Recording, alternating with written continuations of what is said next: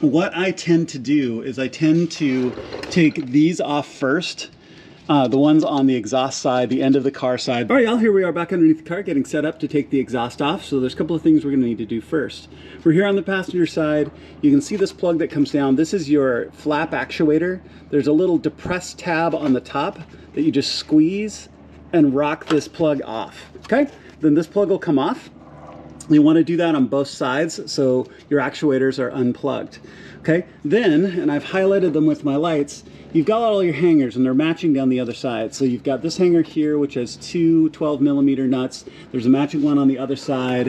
When I come back down the body here, there's this mid-body hanger, and as well there'll be a matching one on the other side. Now the one difference is this has a 12mm nut and a 10mm screw holding this part of the bracket in. The other side doesn't have the same. The other side is right here. So keep in mind, once you take these off, your exhaust is free. So what I tend to do is I tend to take these off first. The ones on the exhaust side, the end of the car side, then it'll kind of pivot and hang in the middle by that middle support, and then take those off. Then it's off.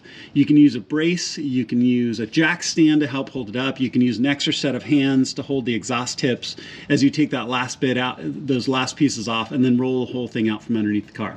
Okay, but then it's out. So unplug both of your exhaust valves and then undo the hangers. They're 12, like I said, they're 12s with the exception of that one 10mm screw over there. And then go ahead and take your OEM exhaust out.